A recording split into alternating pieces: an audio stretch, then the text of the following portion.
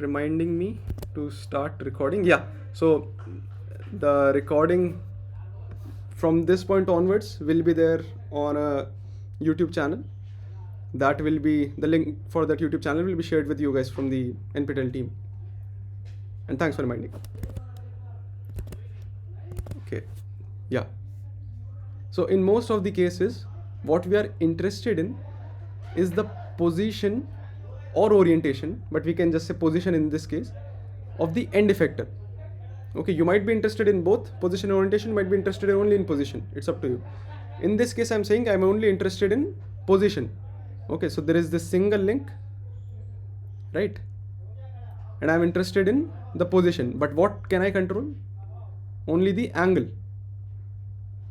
Okay, so if I want to write x and y in terms of, you know, this angle, okay, so this mapping is quite straightforward for now. X is this and y is this. Okay, and this is actually, you know, your forward kinematics equation for this 1 hour example robot that we have seen, okay, that we have chosen as an example here.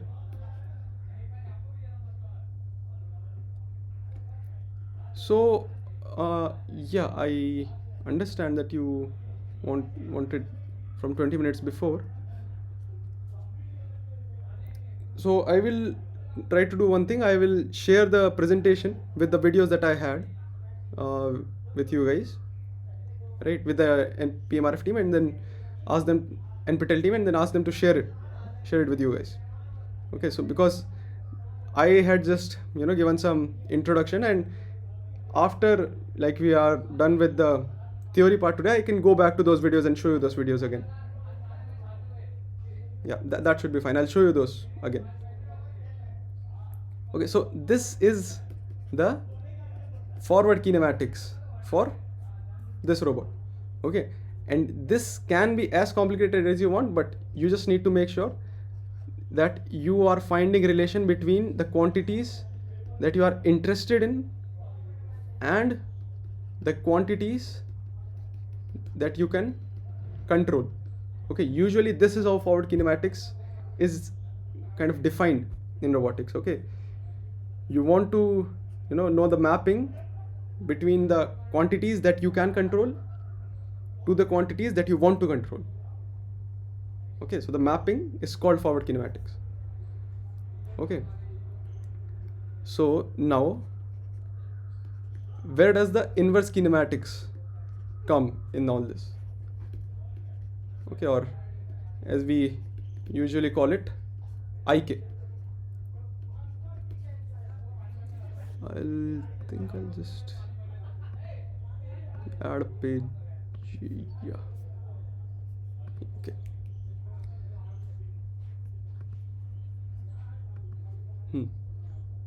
Okay, so you're also right that we can have a mapping like this.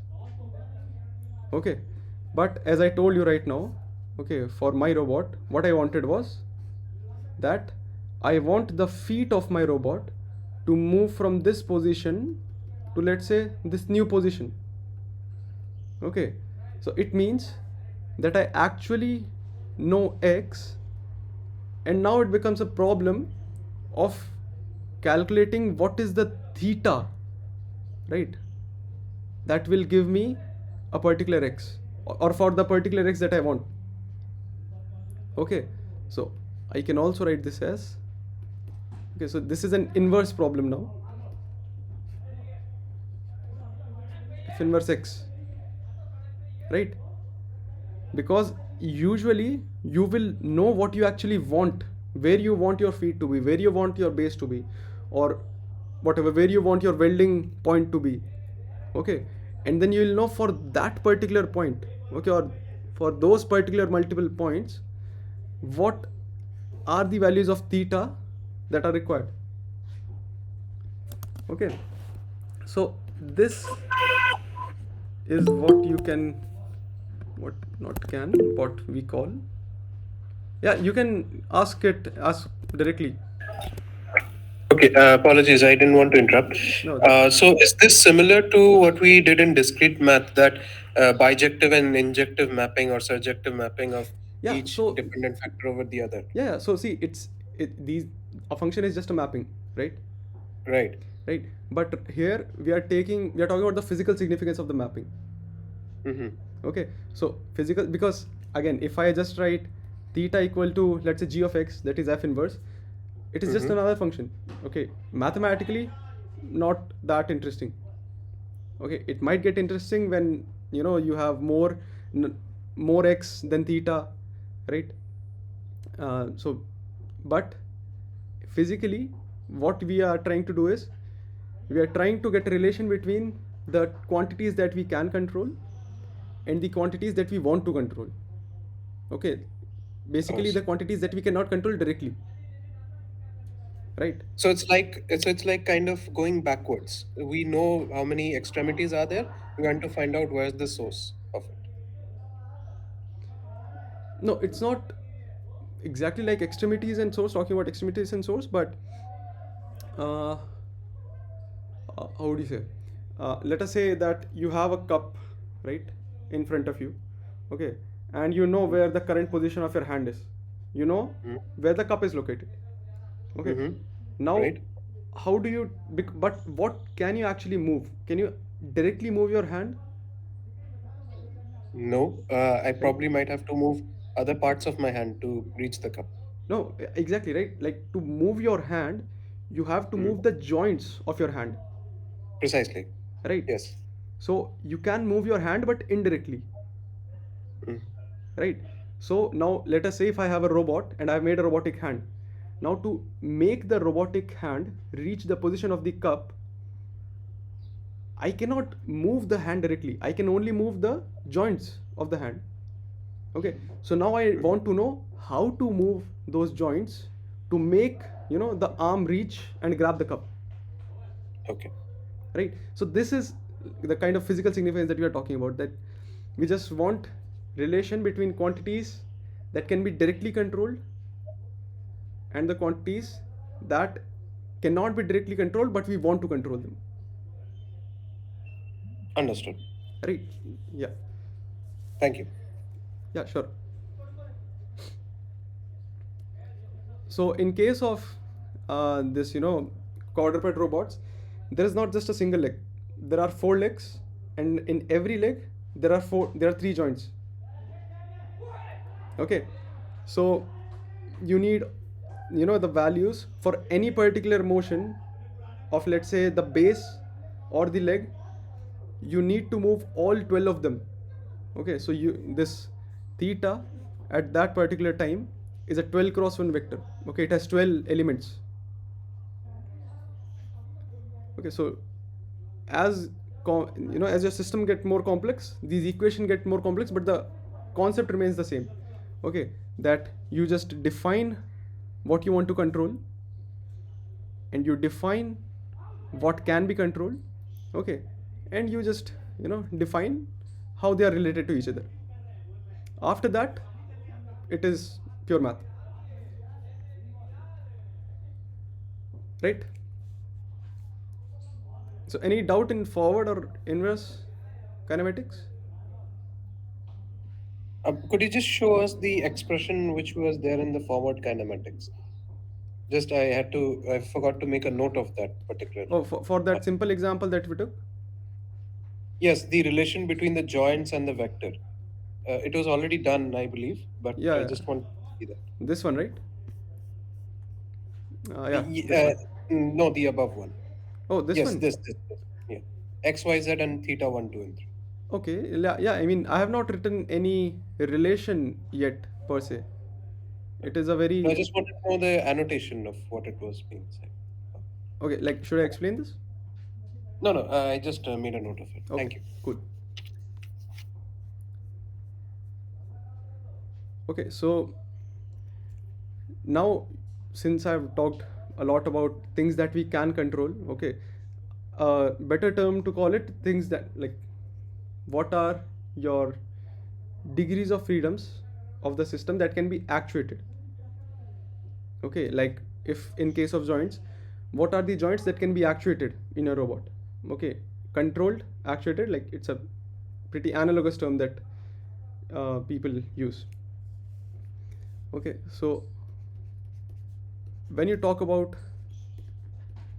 actuation, okay, you talk about moving something. Okay, you want to move anything like in a linear fashion or in a rotational fashion. Okay, and to perform actuation, okay, so machines that perform actuation are called actuators. Okay, so if you like you might be familiar with the term transducers. Okay, so actuators are also transducers, but the specific difference between all the general class transducer and the actuator is that actuators specifically convert energy of any kind to mechanical energy. Okay, so at the output of the actuator there will be a mechanical motion. Okay, and input can be anything. It could be chemical energy, it could be electrical energy, it could be hydraulic energy, anything. Okay, but so if I like make it like this,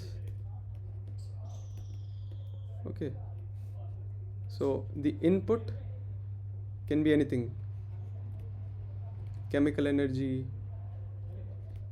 electrical energy, it can even be mechanical energy. Even the input can be mechanical energy.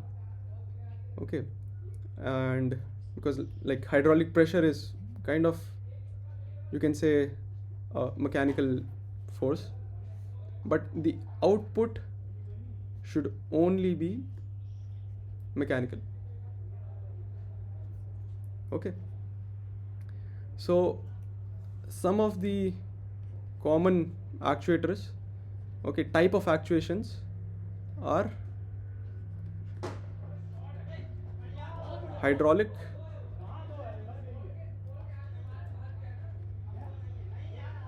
pneumatic, and electrical. Okay, so hydraulic and pneumatic, they were actually used quite a lot, and they are still used a lot in industries. And the major advantages, as you might have seen the lectures also, is the load carrying capacity. Okay, like they can carry very heavy loads. Okay, even the large forges, okay, where metal is forged and cast into different shapes, there they only use hydraulic press. Okay, because mostly the machines there, they use hydraulic power or pneumatic in some cases. So power is highest in hydraulic. Okay, so less in pneumatic, and least comparatively in electrical. Okay, so in one of the robots, the first robot that I showed, Atlas, it has many hydraulic actuators and some electrical actuators. Okay, so on those joints on which it has to carry a very high load. Okay, it has to bear a very high load, like for example on its hip joints. Okay, so when it stands on one leg or when it jumps, okay, so on those joints it has to have hydraulic actuators. Okay, and let's say in the hands or in any other places where the load is not that high, they can use electrical actuators. Okay, now a disadvantage of hydraulic and pneumatic actuators is that these two are very slow. Okay, why slow? Because the medium that transfers the energy is a mechanical medium. Okay, so the speed at which you can control the output link is limited by the speed at which force can transfer, okay, or the information can transfer in that medium, and that is not the case in electrical actuators. Okay, so information can transfer instantaneously, and then the speed only depends on how heavy your output link is. If it is very light, electrical actuators can move it very fast. Is there any doubt in these three? No, no. Cool. None from this. Yeah. So one of the electrical actuators that is used a lot is the electrical motor. Okay. And in robotics specifically, we use DC motors. Okay, and now recently there has been a shift towards the use of brushless DC motors. Okay, you all know the difference between brushed and brushless DC motors, right? Yes. Yeah. Okay, so due to some obvious advantages of BLDC motors, okay, so now the whole community is shifting more towards BLDC motors rather than using DC motors. Okay, so like, how do you control, let's say, a motor generally? Okay, so there are two terminals. Okay, and if you connect power to the two terminals, let's say you connect a battery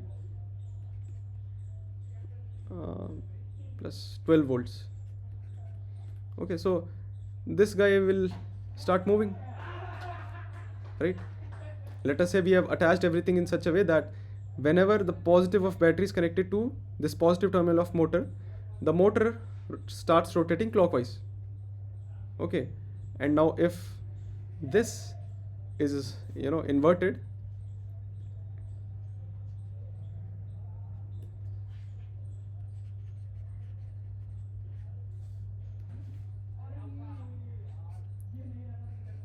okay, if this is inverted, then it starts rotating in the anti-clockwise direction. So this is pretty basic. Okay, like I'm not talking about BLDC motors right now, we'll come to that, but first we'll talk about DC motors. Okay, how are they controlled? Okay, so see, if you are making a robot and if you use a DC motor and if you just connect, let's say, a battery, the motor and a single switch, okay, so now this is a pretty limiting scenario, because if the voltage is constant, okay, let us say that this battery can always give you 12 volts. Okay, so the motor will always spin with a constant speed. Okay, like right now there is no chance in controlling the position of the motor. Okay, in this configuration you can only control if the motor is spinning or not spinning. Okay, but what we know is that the rotation of the motor is proportional to the voltage that you apply. Okay, it means that if I decrease the voltage, okay, let's say if instead of this 12 volt battery, what I do is I use a 9 volt battery. Okay, now this omega will decrease. Okay, if I use 0 volt battery, there will be no rotation. Okay, so what we can see is by changing this voltage across the motor, we can change the speed at which it rotates. Okay, but we cannot keep swapping out batteries, right? So what we do instead,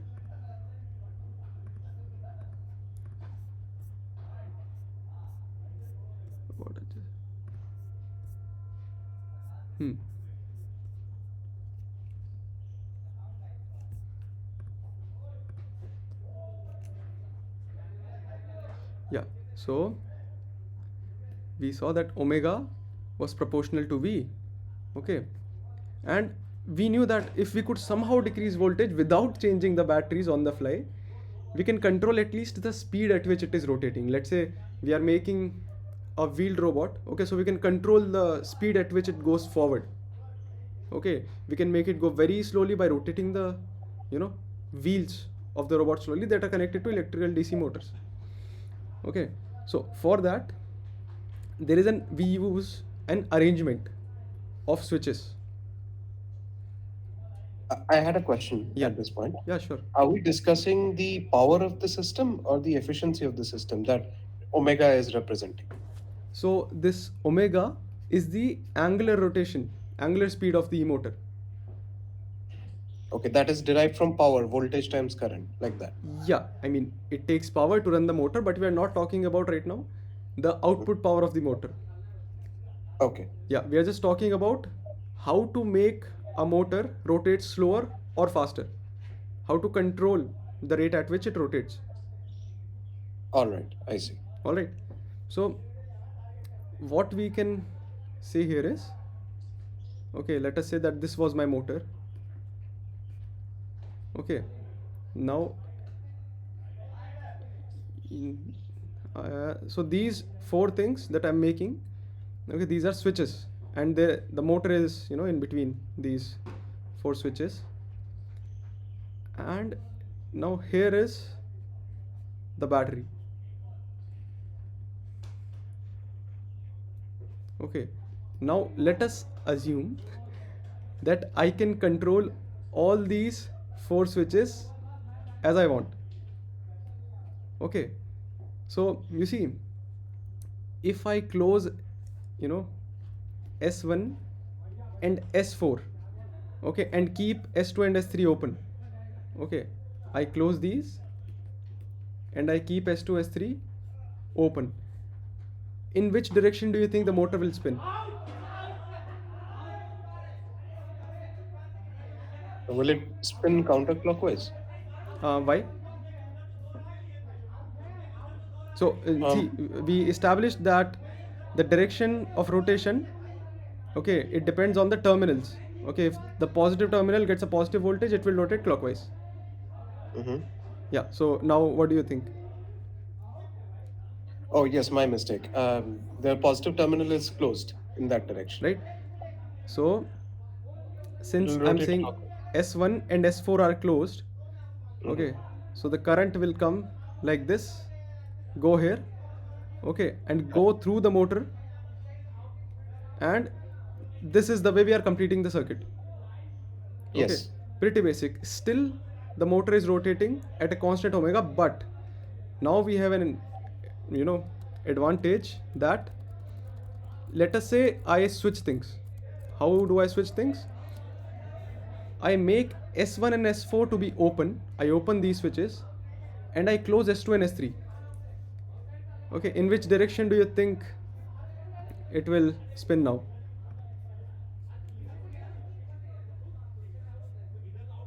Now perhaps it will go counterclockwise because the Yes. negative terminal is connected. Yes. So you see, without changing the polarity at the source, by just choosing, you know, which switches to open and which switches to close, we are able to control the direction. Okay. Like in which direction do we want the motor to rotate? Okay. So now you have figured out that how to make, let's say, a wheeled car move forward and backwards. Right. Right? Now we were talking about changing the voltage, right? Let us go back again to the simple example, okay, in which we wanted to control how fast my motor, you know, rotates. Okay, like let's say it is still plus V, some volts, but it's fixed. This is a motor and this is plus and minus. Okay, so now this switch, okay, what do you think is the current time graph in any circuit, okay, whenever we close the circuit in a DC circuit? Because this motor will have some resistance also, right? Like how Any ideas? I presume it will decrease with time. No, no, it won't decrease. Okay, because see, we know that current is, Inversely proportional to the voltage. Sorry, to the resistance of. it is V by R, right? And Yes, V, I'm saying absolutely. is constant, R is constant. Okay, Yes. but this is a steady state solution. The current cannot change instantaneously because current is what? Current basically means how fast your electrons are moving, right? And the electrons cannot, once they are at rest, average rest, uh, they are in average rest position, they cannot suddenly have some velocity, right? It will take some time. So Mm-hmm.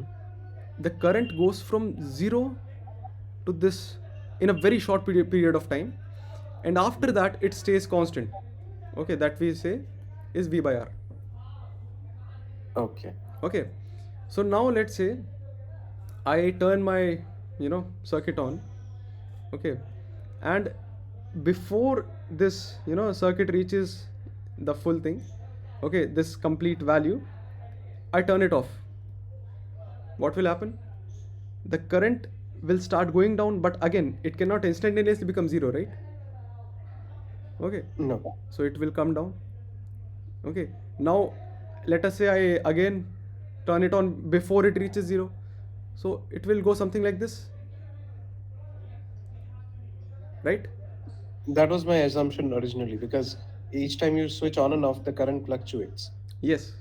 Okay, so now you see, even when there is a maximum current that can be there in the circuit, I'm able to create an average current that is less than the maximum current, right? Okay. Right, because now this is my current profile. Okay, so similar thing we do with voltage. Okay, so what we do is we turn this switch on and off very rapidly, okay, such that this motor, okay, the voltage that this motor experiences is some alpha times the voltage at the source, and this alpha is less than 1. Okay, so what we do is, okay, let us say that we are saying that this is the switching diagram of my switch. Okay, so I keep it on for some time, then I turn it off. Okay, then, okay, I keep it off for some time, and then again I repeat the same cycle. Okay, so in a periodic fashion, I turn the switch on for some time, and I turn it off, I turn it on again, but I do this very fast. Okay, this is done on the range of kilohertz or even megahertz in some cases. Okay, so this is your plus 5 volt and this is your 0 volt. Okay, and this is one cycle, is one switching cycle, right? So I say that this is your t time. This is the concept of PWM that we are talking about.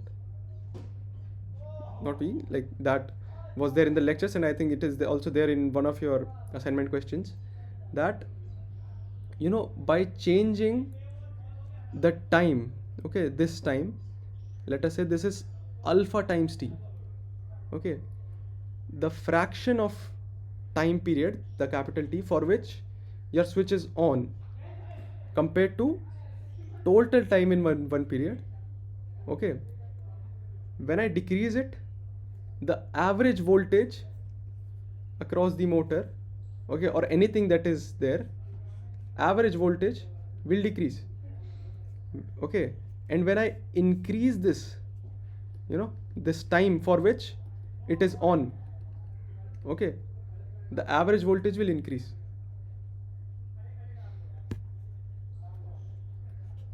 So I can say that this V effective is, if I say this is alpha times t, so V effective will be alpha times whatever voltage, maximum voltage that I am giving here.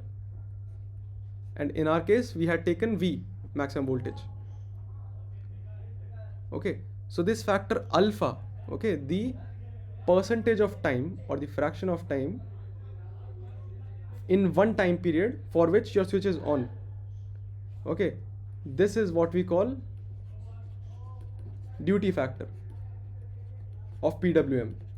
Okay, so you can see PWM stands for pulse width modulation. Okay, so you have a pulse. Okay, this pulse you have, right, and you're modulating the width of the pulse. Okay, so that's what pulse width modulation stands for. And pulse width modulation helps you in controlling the effective voltage around any device. Any doubt in this? No, I just had a confusion. Yeah. I read in one textbook that was prescribed in the lecture. Mm-hmm. You mentioned something about called as duty cycle, Yeah. where the total time minus the duty factor multiplied by 100. So Mm-hmm. does that is that useful for calculating effective voltage as well? Yeah. So see, this factor is called duty factor. Okay, Hmm. and this cycle. Okay, I mean, this time for which we are, keeping it on. It's called a duty cycle. So duty cycle is defined by Hmm. duty factor. Okay, duty I see. cycle, it means it's the cycle in one time period at which it is doing work. Okay, it's performing its duty. Right. Okay, so So it's could you just help us derive that? Like, could you just mention it that how duty factor and duty cycle are related? It would be a bit helpful. okay. So let us say that you want, like, you have your V effective, right? Mm-hmm.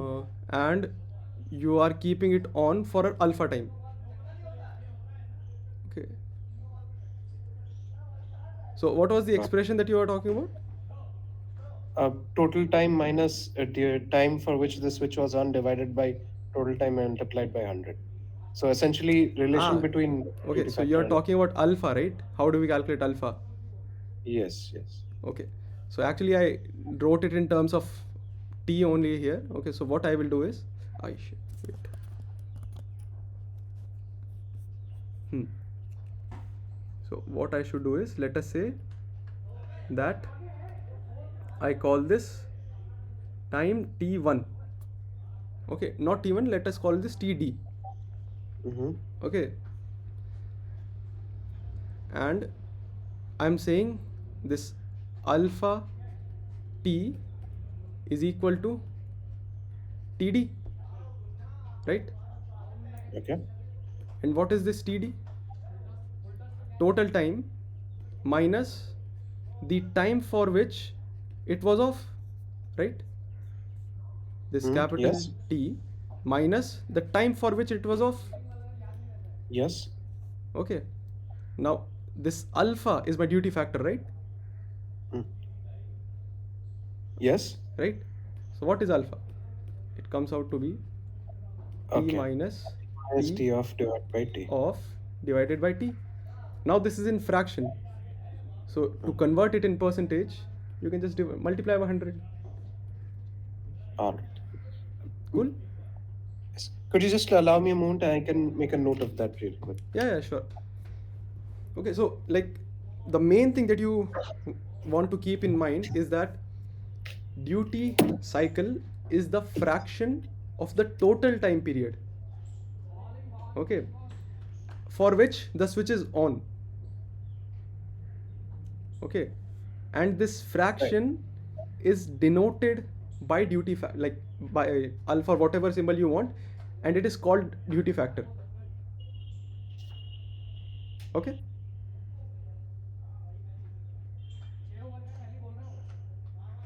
Understood. right?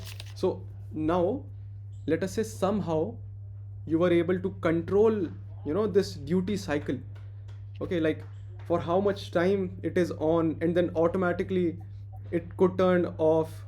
Okay, and then automatically to turn and on and off according to my desired duty factor. Okay, then I could theoretically control this speed of my motor, right? Okay, so now to control the the switching of this switch, okay, that is where a microcontroller unit comes in. Okay, so what you do is you use a small chip, okay, that controls, okay, and you tell that small chip particularly that how do you want to change this switching. Okay, what is the duty cycle and what is the total time period, what is the frequency of everything is handled by this small computer, okay, that you program. Okay, and then you don't have to do anything. Okay, maybe at best what you might have to do, you might have to give signals to the MCU to change the duty cycle. Okay, but now you see most of the complicated electronic tasks are being handled by your MCU, and what you are giving is, let's say, mostly just you know forward velocity of your robot. Okay, or let's say not omega. Okay, let us say what should be the steering rate of the wheeled robot, let's say you made. Okay, so this is where your microcontroller units comes in. Okay, and but see, in this simpler case you could control only from 0 to plus V. Okay, so theoretically using PWM you can even go from 0 to complete voltage, complete source voltage. Okay, so you can vary the omega of the motor from 0 to whatever omega max there is that corresponds to this particular voltage. Okay, you can change between that. Okay, but you cannot reverse it using this simple circuit. To reverse it you have to use this. Okay, and this circuit I have not given the name for it to you guys. It is called an H bridge circuit.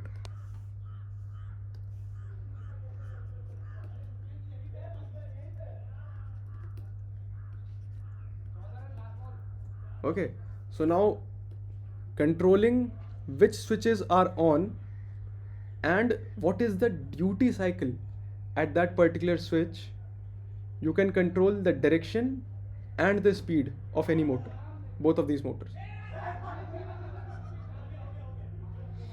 Okay, so this is like quite used in small simple robots, that let's say if you go to a robotic competition, then you might prefer just making a simple circuit. We'll take a DC motor and use an H bridge with PWM from any microcontroller to control your robot. Okay, like any doubts till now? Because I'm sure there must be some doubts. None from my side. Okay, and other people?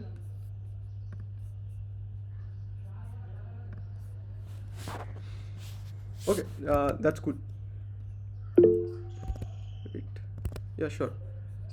So the next thing, naturally, what we will discuss is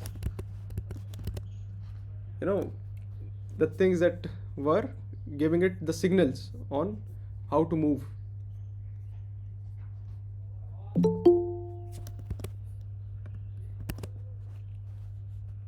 Okay, so now we'll be talking about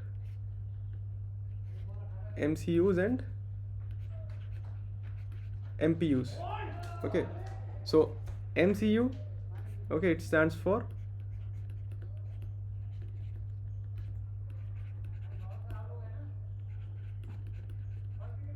microcontroller units. Okay, and MPU, it stands for micro processing units. Okay, is there any difference between two, or is like, are they just the same name? Are they just different names for the same thing?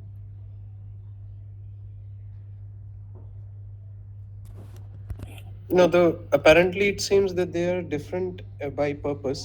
Hmm. A microcontroller unit would be useful for performing finite set of actions, whereas processing unit would be for a multiple set of actions. And what kind of actions are we talking about here? If we take the example of actuators also, Hmm. if we incorporate an MCU in an Hmm. actuator, so that would mean a finite unit of energy would be converted from one state to another. Hmm. But a processing unit means multiple states of the same unit of energy or different units of energy would be converted into either a single form or multiple forms. No, actually, see, these terminologies, okay, they come from the computational world, okay, the computer world. So, Okay, a microprocessing unit is just a small processor. okay, Okay, so now what does a processor contain? It contains your arithmetic logic unit, it contains your registers, okay, I see. it Okay, contains your bus controllers.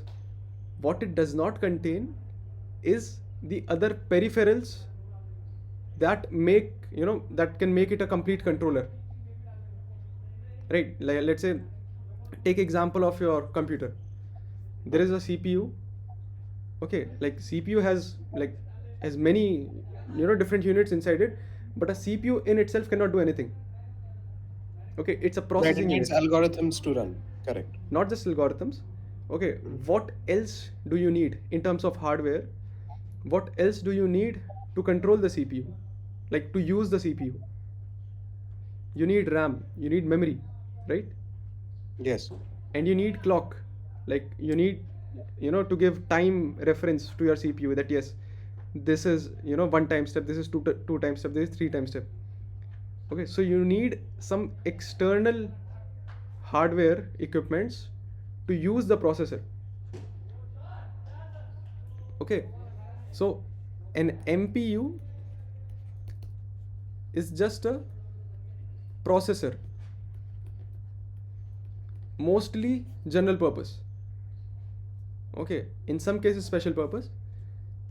And an MCU is a processor plus peripherals. Okay, now why I write only peripherals? Because these can differ. Okay, but some of the important peripherals that need to be there is a clock signal. Okay, a CPU does not know what time it is. Okay, we all know that, we all know some numbers that yeah, Intel processors run at 5 gigahertz. Okay, but how does the CPU know that yes, it is running at 5 gigahertz? It has to have some reference, right, from which it is calculating that yes, this process I, executed with a speed of, let's say, 3 gigahertz.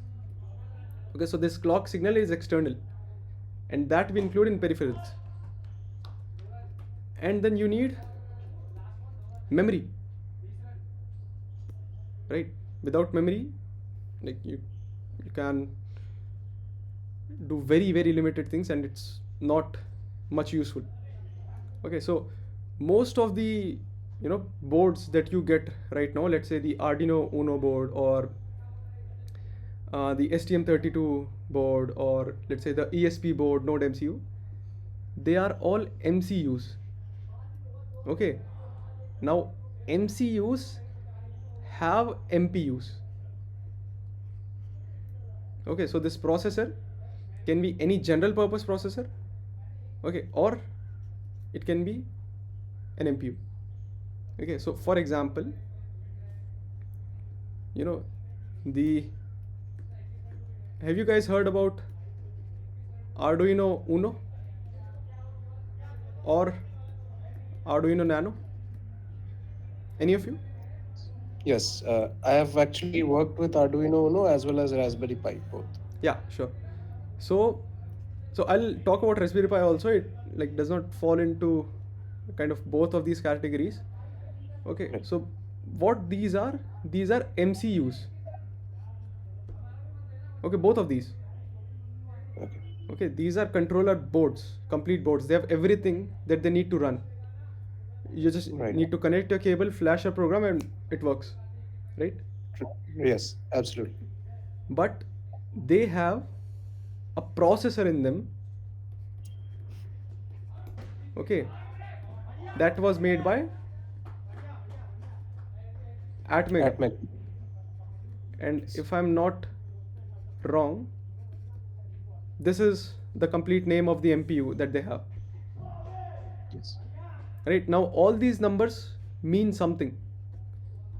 Okay, so this 32 is the size of the flash memory that it has, and this 8 stands for the instruction set size. If I'm like, you should check it also, but yeah, these numbers, they actually mean something. And this P came very recently. It's for the power efficient version of the original Atmega 328 processor. Okay, so you see, MPUs contain MCUs, contain MPU, okay, and many different things. Okay, because uh, let me show you an image of an Arduino board.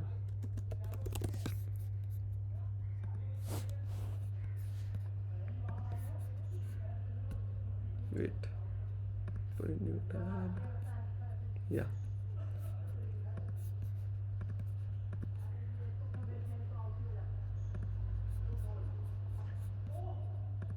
Hmm.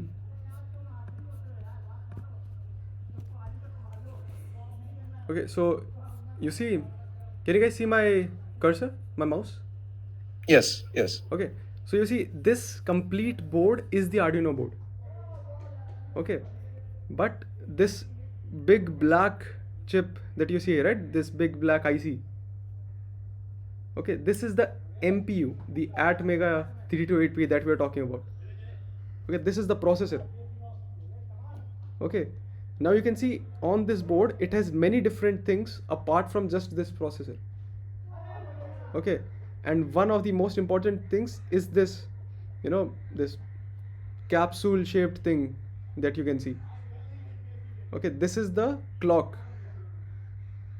Okay, that gives the time reference to your boards. Okay, and you can see that there are power delivery systems, there is a voltage eliminator, there are these pinouts where you can connect your, let's say, sensors or any other actuators where you can give signal from. Okay, and then there is flash also on this. Okay, there is a power button, there are LEDs on this. Okay, so an MCU is a combination of all these. Okay, and an MPU is just a processing unit. It cannot do anything by itself. Is that fine?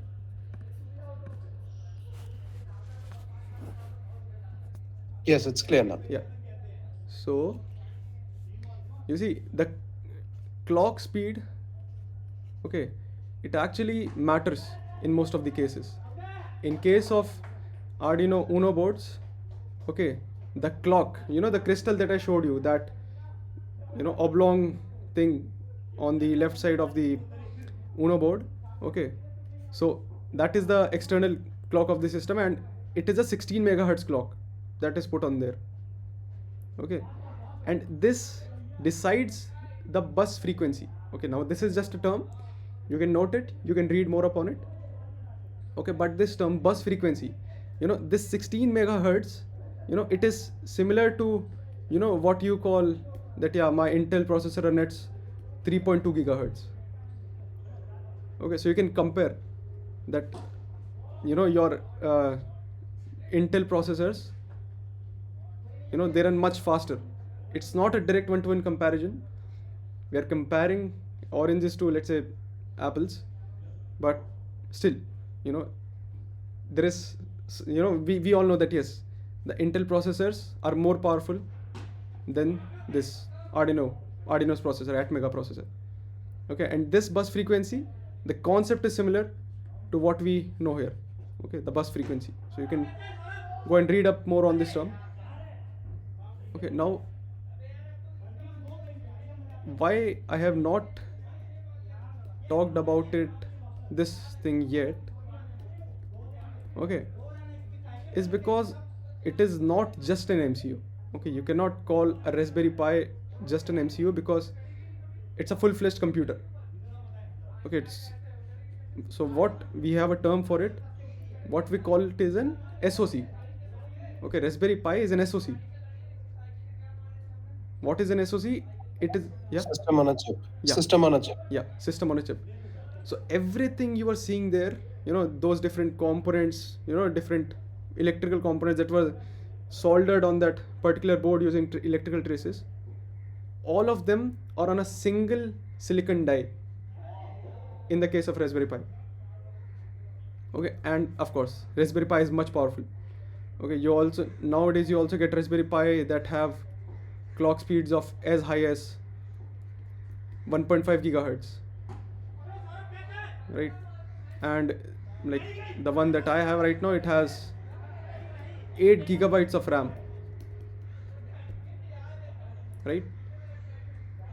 So like the flash memory is also really high, and you can use SD cards also directly with Raspberry Pi. Now to use SD cards with Arduino, you need a completely different circuits.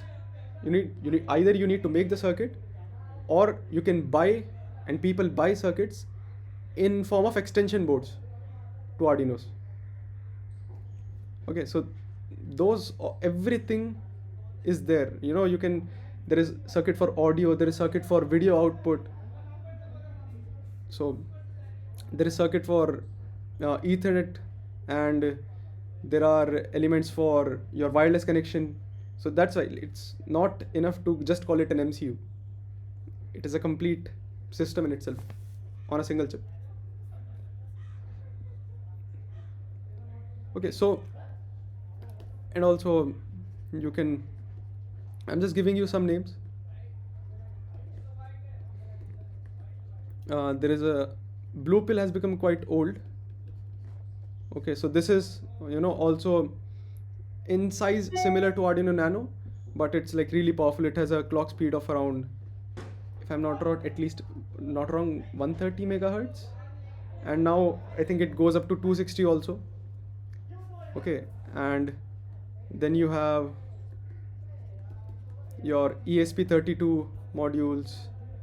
Okay, now, and also you have your node MCUs that are like really popular in for IoT related applications. Okay, so all of these, they are MCUs, but they have different specifications.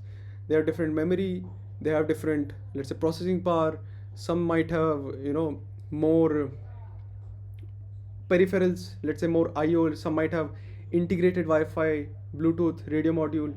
So same concept, but different implementations for different applications. Okay, so, but if you want to control a motor, what you need to do is use any of these to give PWM to those four switches that we are talking about in the H bridge that I showed you in the H bridge. Okay, this H bridge,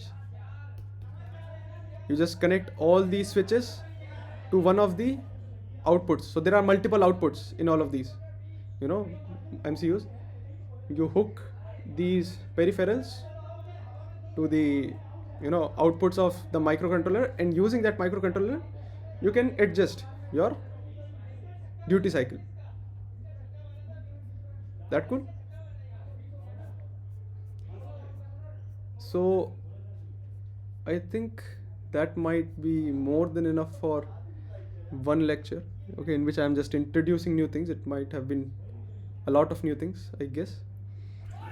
So what I will do right now, I'll do one thing. I'll go back and show those videos to one guy, I think AV was it? So what I showed in the first 20 minutes. Right. I'm sorry, just one question Yeah, from sure, my sure. end. Cool. Conclude. Go ahead.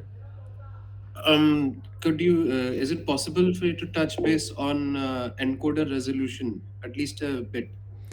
Yeah, actually I can, but okay, since you've asked, I'll tell you. So that's why I said that the guy who will be taking the session on Monday, he'll be discussing sensors. Okay, Okay. so that's why I like just did not touch upon sensors in that, anywhere. Okay. I assumed it was this part of this lecture, so that's why I asked. No, no, still, like, since you have asked, I'll discuss it. Sure. Okay, so I draw, yeah.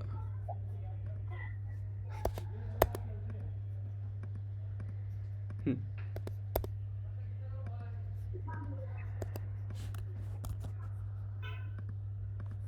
Yeah.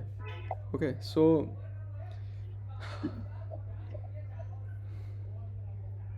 okay, so you see, any sensor will require some kind of computer to read its value, right? Right.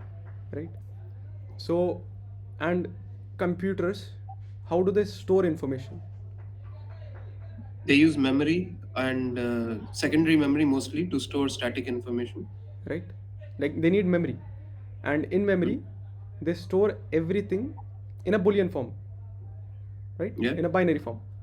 Yeah. Okay, so you can see that if, let's say, so there are memory units in many devices, what we call registers. Mm-hmm. Okay, and a Mm-hmm. register is made up of a bunch of bits, or you can also say bytes, but we are only going to say bits. Okay. Okay, so let us say whatever your you know sensor gives, whatever value the sensor gives. Mm-hmm. Okay, I can only store it in these many bits. All right. So let's say if the count is 12 or 16, like that. Count of what? Count of 12 bits or 16 bits. Yeah, Like, so in this case, I guess we have 8 bits, right? So 1 byte, right, correct. right? So what is the maximum number of different values that I can represent using this? Mm, Hmm. maximum number of values. Yeah, maximum number of different values. Because again, if my sensor value changes, then something here should change, right, to reflect that change. Yeah, either by a factor or by a count. Say by 8 bitwise or by a word length, like that, I No, so see, assume. every quantity here can either be a 0 or a 1, Mm-hmm. right? It's a binary thing, it's a bit. Yes. So it has two possible combinations. Yes. Okay, each one of these bit have two possible combinations. Yes. Okay, so what is the total number of possible combinations, 2 to the power right? number of Yeah, combinations. this 8 times 2 to the power Yeah, 8. the yes. Okay, but now this is assuming that I'm okay. So what is 2 to the power 8? Uh, 32 and 8, 256. 256. Okay, so now I'm saying that I can give, my computer can give me 0 to 256 values. Mm-hmm. Okay, but it cannot give me 0.5, right? I see. Okay. Right, it cannot give me 0.5 or 1.5, No, no. It will give you right? a finite number, 1 or 2 or something like that. Yes. Okay, now let's say I also want to represent negative numbers somehow. So what we usually do for that is the first bit of any register, okay, Mm-hmm. we reserve it for sign. Okay, we call it the sign bit. Okay. Okay, if it is 0, we consider it as positive. If it is 1, we consider it as negative. Okay, so now how many bits do you have left? 7, 7, yes. right? Bits to store information. Okay, so Mhm. 7 corresponds to what? 128, Yes. right? But you also have a sign bit here. Okay, so in this case, your range will be minus 127 to 128. Cool. Okay, so that's exclusively for the sign bit, which we held at first. Yes. Okay, so now in this case you can see that you know you can just represent a maximum of 256 values Mm-hmm. when you have, 8 bits.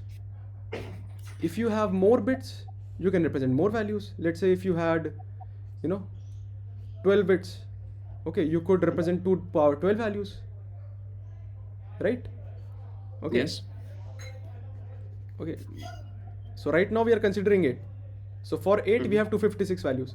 Now, Mm-hmm. what is the form in which signal from a sensor comes? It comes in the form of a voltage, Yeah. right? The simplest example of a sensor, okay, you guys might have read about photodiodes, Mm-hmm. right? What are photodiodes? They are Light base, based huh? conversion from light to voltage. Yeah. Okay, so what they do is, okay, if you shine some light on them, okay, if electromagnetic rays in the Mm-hmm. visible spectrum fall on them, they produce a Yeah. voltage, and higher Yes. the light, higher the voltage. Okay, Yes.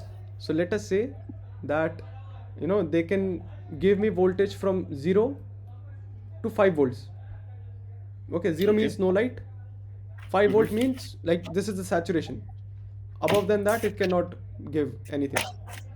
Okay, Okay. so like what is the resolution, then what is the minimum voltage difference that I can decipher if I have stored information using this representation, right? So there are total of 256 values. Mm-hmm. Okay, so I'm doing is, okay, my range was from 0 to 5, okay, and I converted it to 256 different pieces, right? Mm-hmm. Right. Right, from 0 to 5 volts I Mm-hmm. converted 256, like I just added 256 pieces. Yes. Okay, so what will be this ratio? 1/5. 1 upon 51, 1/1. so 1/51.2. yeah, Right. so So point approximately, five point two. yeah, 0.02 something. yeah, point zero 0.02 something. Okay, so point zero 0.02 what? Volts Volts per, let's say, uh, per bit, no, not individual not bit not per level. bit, not per bit. Okay, Okay. per value. We have Okay. 256 different Okay. values, right? Within two. Okay. Right. Right. Right. Per value. So now whenever you know there is, let us say the sensor initially was giving me a value of 0, okay, Mm-hmm. then I increased the light a bit, the value changed, let's say, to 10. Mm-hmm. Okay, so that means the voltage actually changed from 0.2 volts, Yes. right?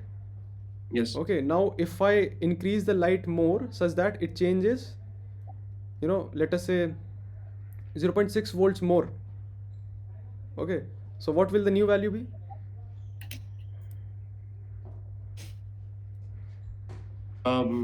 Approximately 38 point something. Yeah, 40. Approximately Close to 40, 40. right? Yes. Okay, okay, now what if I shine so much light that Mm-hmm. you know it shows me a 5 volt. Okay, like, okay, no, no, not 5 volt, it shows me a value 256. Okay, so what is the value voltage corresponding to that, All right. right? So it'll be exactly It should be around 5 point volts, zero. huh? No, no. I think I'm making a mistake. I think I'm making a mistake. Yeah, Just yeah, a so moment. That is for fun. So if I have to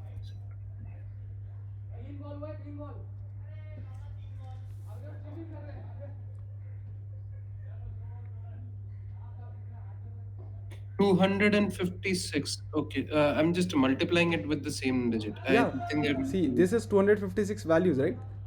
Yes. So you multiply this by this least count that we have got, because this is the least voltage that we can make out, right?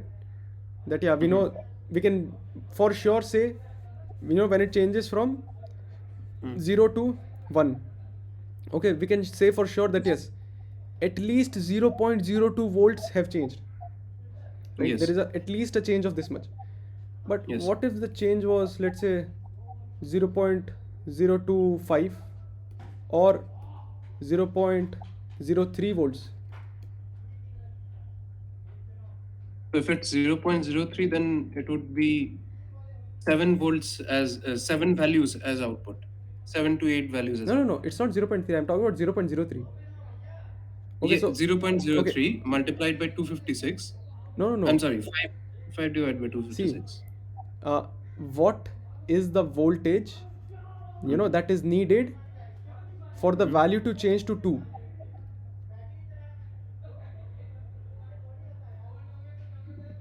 right? So we calculate, right, that for the value to Mm-hmm. change to 256, Mm-hmm. okay, we had to multiply the required values by this least count, Yes. right? So that's for one iteration. Yeah, so see, for value to change from 0 to 2 volts, no, 0 to 2 values. Do I understand? Mm.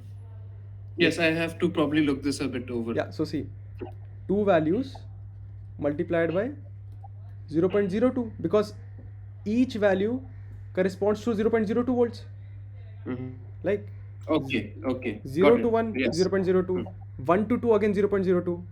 Okay, Mm. so now if you keep building up, so 255 to 256, like Mm. since we are talking about 0, it is only till Mm. 255, Mhm. right? Mhm. So from 254 to 255, it is also 0.02. But if we Okay. say from 0 to 255, we have to add all of these up, right? Yes. Then from 1 to 255, we have to keep on Yeah. incrementing it. So for 1 to 2, okay, what I need is at least 0.04 volts to change the value, you know, Mm-hmm. to 2. Okay, but what is the value that I right now have? What is the voltage? It's 0.3 volts. 0.03 volts, Mm-hmm.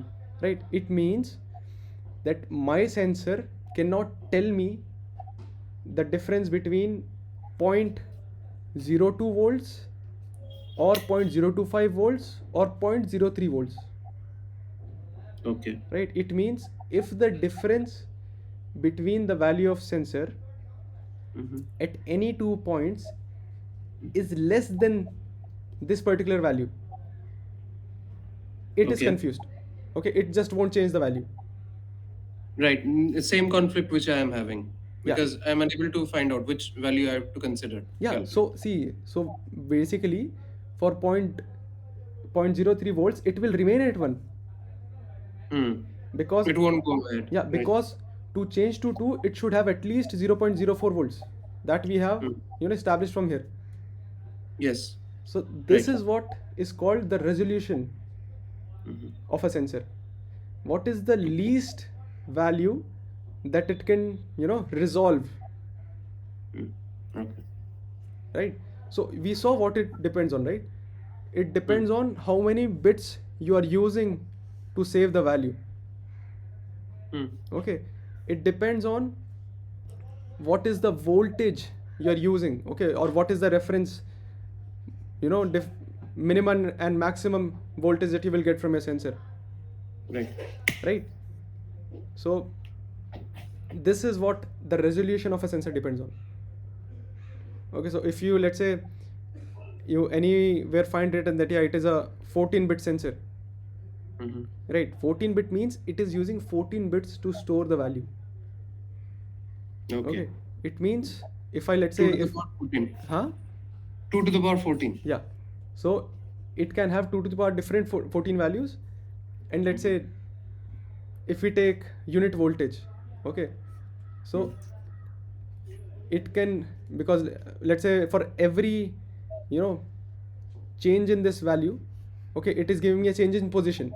Let's say we are talking about encoders, okay, Hmm. that every change, let's say from 0 to 1, 1 to 2, up to whatever 2 to the power 14, every change was for a change in position. Yes. Okay, so I say that one revolution divided by the total number of possible values. Okay, so this is Okay. what we call the resolution of the sensor. Okay, that for one revolution, okay, what is the quantity that I am, what is the fraction of one revolution that I can confidently say that yes, this much you can, guarantee, uh, you can guarantee that yes, this much change has occurred.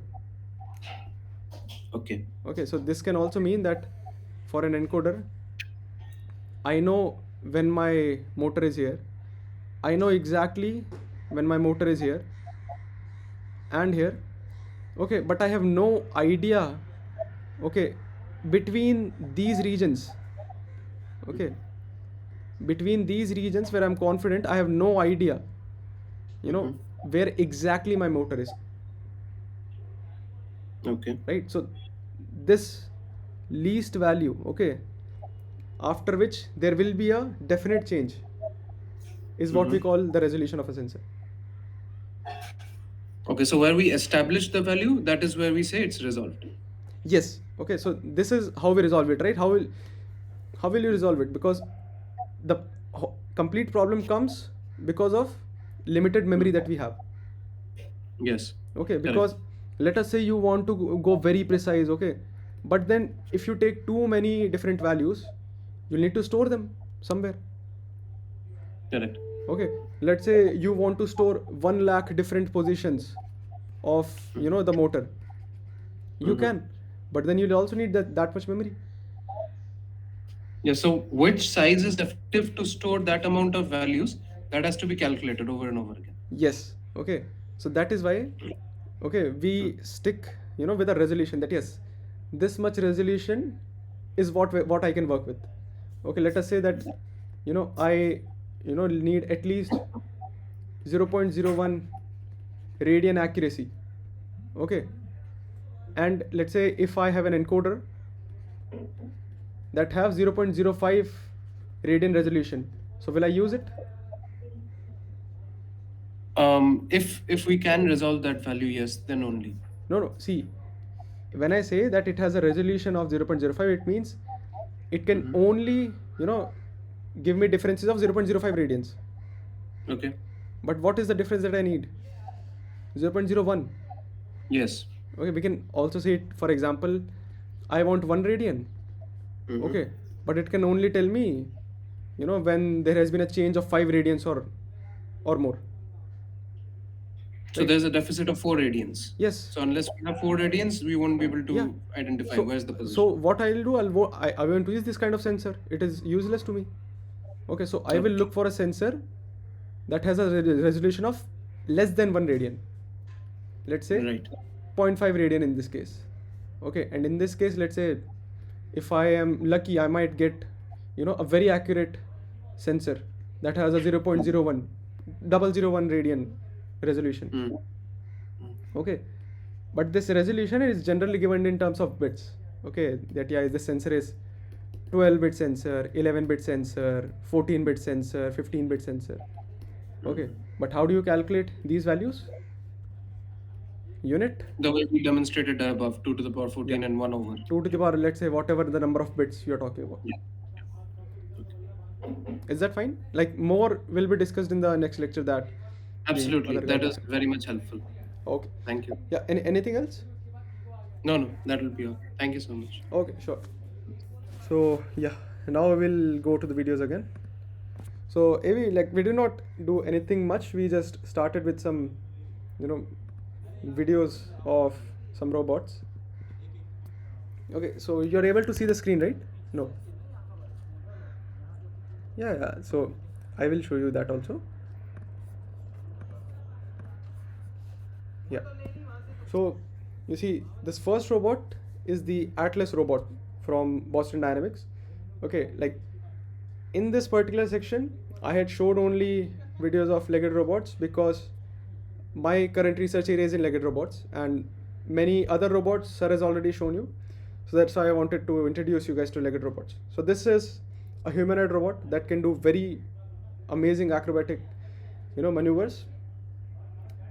And the next one is it's a quadruped robot, a four-legged robot from MIT. It's called the MIT Cheetah robot.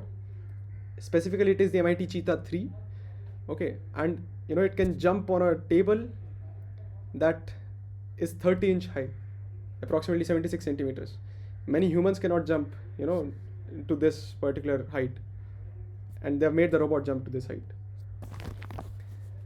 And this third robot, okay, so this robot is actually special.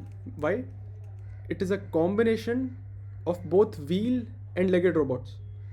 Many robots that you might have seen till now, mobile robots, are wheeled robots. And the two robots that I've shown previously are legged robots. Okay, so this particularly is a wheeled legged robot. Okay, and also it has a parallel mechanism in it. Okay, in contrast to the serial mechanism that both of the previous robots have. And this is actually a very interesting demonstration of why legged robots are, a very interesting research area, because like the locomotion using legged robots is very robust. Okay, they can stabilize them in many different ways on many different types of terrains. And this last video was the video of a robot that I am working on in my lab. So this is just a example motion of that I'm telling my robot to do, that it should track a cone from its front axis. Okay, so I think, yeah, so after that what I had mostly discussed was what are serial and parallel robots, just revisiting what was there in the lectures, what is direct and inverse kinematics, and I think you might have seen all these things being discussed. So what I would like to know is, where did you join in this flow, in the this session, so that I can just discuss that part.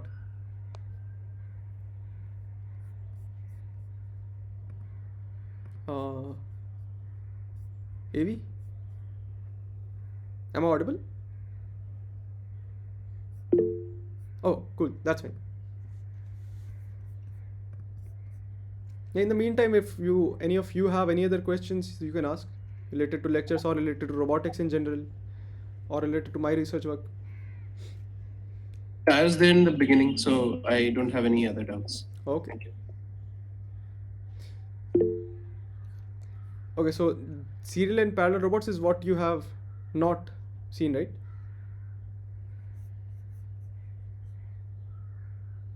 Okay, so I'll just quickly go to that portion.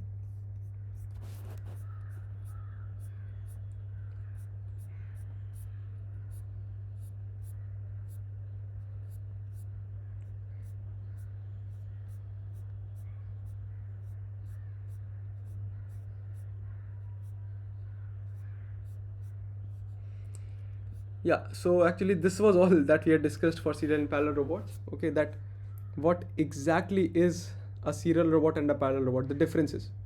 Okay, so what the differences are: in serial robots, all the links are in series to each other, with respect to each other.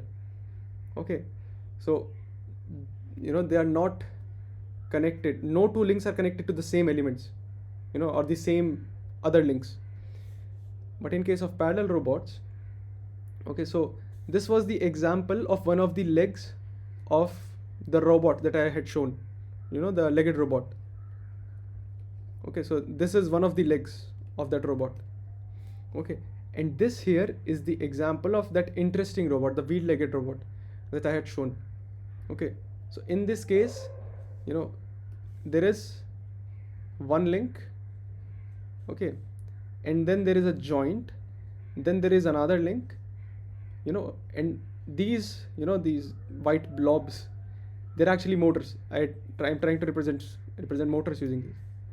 Okay, and this next second link, Okay, now you can see this gray link and the red link, they are connected to the ground link at the top.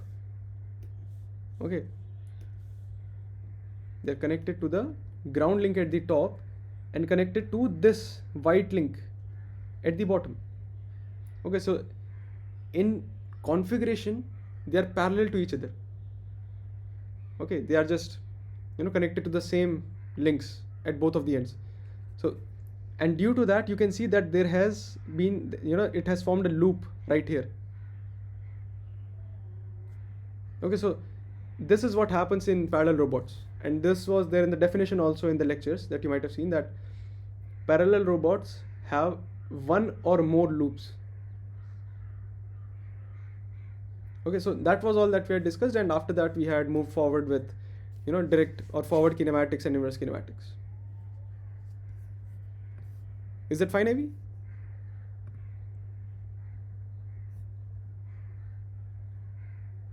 Yeah, that's fine. Yeah, you can type also. Okay, like no, but were you able to understand the differences? Okay, yeah, sure. So if there are no other doubts, then I guess you guys can leave, and we'll conclude the session here. Thanks a lot for joining, and we'll meet next week. You guys will have to leave because only after that I will close the session.